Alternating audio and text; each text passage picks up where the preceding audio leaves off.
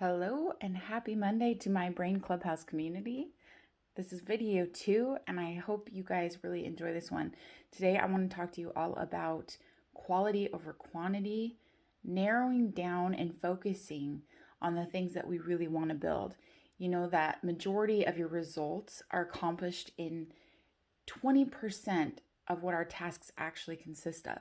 And this became really apparent to me a while back. In fact, it's something that I have to remind myself on a consistent basis, because if you have a creative brain, or if you're anything like me, and so many of us, our brains work so fast and they think of so many different things, and we try and make things that we need to do overly complex. We have a million ideas, so maybe if we can do this idea and then that idea and then this idea, if we don't see a fast enough result, we set an expectation, and if we don't see that result happen fast enough, then we move on to another idea. Now, this isn't everybody. Some people, I've noticed with coaching enough people, that some people will struggle with actually getting started or getting going. But for a lot of us, we have so many ideas and so many thoughts that we're just discombobulated, and we don't get the quality that we need to succeed in an area that we're working in and to really tap into our greatest potential.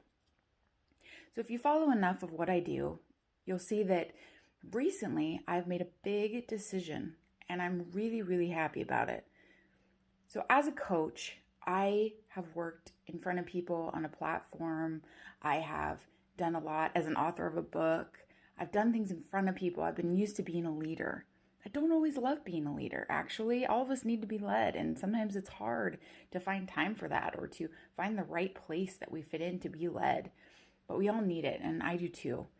One thing I noticed, though, is that I worked so much in the community. I mean, as like the artificial community, I will say. If you use social media, or you do anything on, the internet platforms, that that's become our new day and age area to share your stories, your products, your services, to promote yourself, to grow your businesses. And while this has been an incredible tool, recently it's been challenged. It's been challenged that we've had our voices very much diluted and stifled. And I'm not going to get into a political conversation. It's not about that. It's about a purpose conversation. I coach over 150 coaches, and I watch them struggle to discuss mental health amongst people who are in dire need of it. And I've watched people who understand immunity and real health, those who have a heart to give these tools to people, to share them for free, and their content just get washed and it gets diluted. And I'm not saying this stuff to discourage you guys, because I want you to keep it up, but we do have to step back and evaluate how much time we spend working on quality and where we put it. Because I find that, unfortunately, this circle of being caught up in using social media so much as a platform has diluted. It has taken up an extensive amount of time, and our voices have been diluted. And that can be very discouraging. On top of that, the energy now, I think most people would not argue that the energy has been really, really counterintuitive to an empowering mindset, to a desire to help people, to an energy of community and connection and all the things that we stand for, right? So for me personally, I had a big epiphany, and I really soul checked about it. I meditated on this, I prayed on it, and I decided that being present in social media on a personal level for me was not going to do it anymore.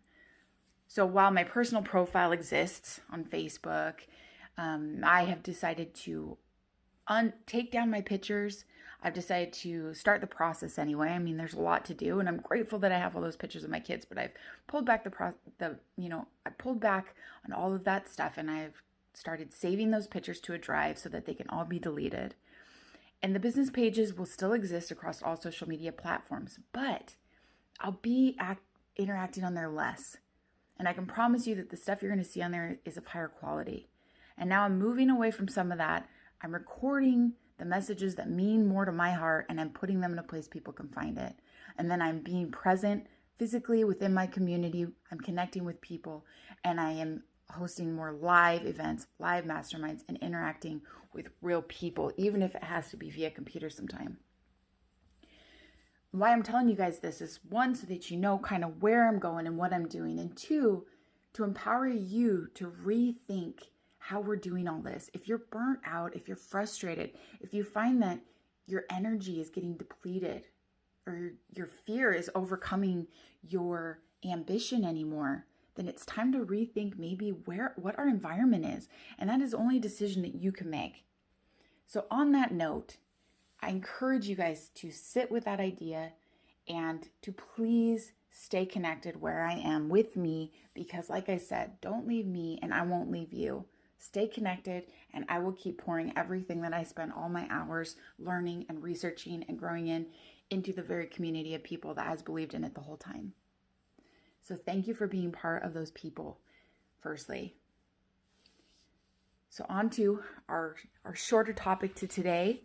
This isn't quite like completely off of what we just discussed, but they're both relevant. But quality over quantity, okay? Staying focused, getting down to something. They've proven time and time again that multitasking is not something that we are really able to do well. Just because some of us can do it better than others, some of our brains do it better. You'll see women do it more. Is it because we're really more capable, or is it because we're just used to, birthing children and having more to juggle? Men, they hyper focus a lot. This can be kind of a primal instinct sometimes.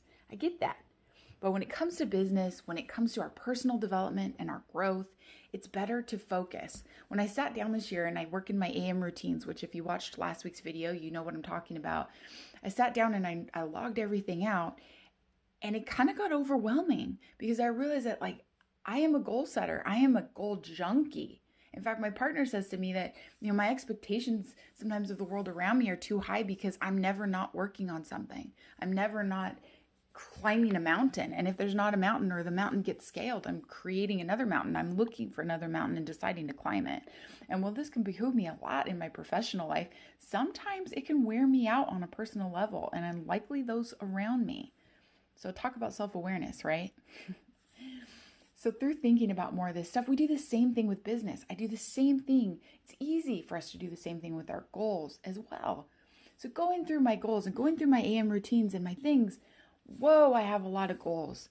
One, that makes it incredibly overwhelming. And two, it makes it harder to strategize and harder to feel accomplishment. So in work, whether it's business goals, whether it's personal and health goals, chunk it down. When the new year starts, we're all just so revived and we just so anxious for something new, especially after last year, right? The clock was going to strike midnight and we were going to be in a new world. And I think that while I didn't expect that, I think a lot of people did.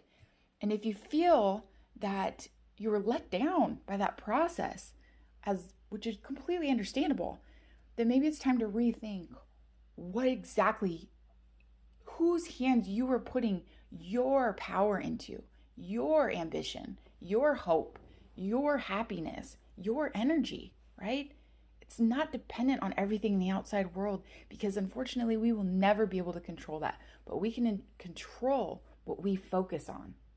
So how do we focus? Firstly, we want to make our list smaller. The things are the utmost importance. Go through and make a chicken scratch list. List every single thing, brain dump all over a piece of paper of everything you need to do today. You can do this for business tasks and a separate one just for life tasks. I got to grocery shop. I got to do the dishes. I got to pick up kids from school. I get all that. Separate them. Business tasks, or ambition tasks, and then maybe health, and then tasks for your life. And dump it all on there. And then go through and decide the top 2 most important things in each category. And take those 2 things and make time for them. And you can make time. You can do this every single night so that you start your day with intention, and you know the next day what you're walking into. You know when you get to your AM routine the next day what you're laying out in front of you. And you can focus on those minimal things, and you give yourself permission to push out all the chatter of the big lists and all the things and all the stuff going around in your head. And you also give yourself peace to focus, to laser in on one thing at a time and do it well and achieve it greatly. This is the best thing that you can do for focus, and it's the best thing that you can do in this environment. The second thing, which really probably should be the first thing, is figure out what your environment consists of. What kind of environment are you in on a constant basis? If you are living on social media, if you are living in noise, I can tell you right now what that does for this sympathetic dominant state of your body and your parasympathetic dominant state, which, if you don't understand what that means, is the difference between your rest and digest restorative functions in your body and your inflammatory flight responses in your body. You don't want to keep yourself and your brain, not just your physical body, but also your brain, in a constant state of stimulation with uselessness. Your brain will take on that stimulation and it will drain the juice that it needs for things that are actually productive in your life. Healthy relationships, an even keel mood, ideas, creativity, focus, success, health. Okay? Be careful what you let suck your energy out of you, because I promise you, it is more worth it to take your energy, conserve and protect what is yours, and direct it toward the things that give you empowerment, that give you fulfillment, and that are purposeful for you. So figure out what your environment consists of. If it's at home, if it's noisy, tell me about it. I completely understand that. Make a time. Again, hopefully if you are following the AM rituals, and if you haven't yet, maybe this motivates you to do it, you're finding your moment in that window that is yours, that is quiet. It's where you focus. Okay, if you've got lots of kids, if you got stuff going on all day, I got a new baby, I can hardly predict anything. Okay, make your time for your windows of focus and figure out what your top biggest achievements are. Make them for the month, and then make them each week, and then make them each day. You have your top achievements for the month. 1 to 2 things in each area: health, ambition, which is your business or creative goal or project. And 3 is life, relationship, personal development. 3 areas. Pick 1 to 2 things in each area for the month, and then focus on it. Break it down by the week into tasks, and break it down then by the day into tasks, and make time for it. And you will start moving through things. You will start taking control and achieving the things that are on your plans, getting those goals in.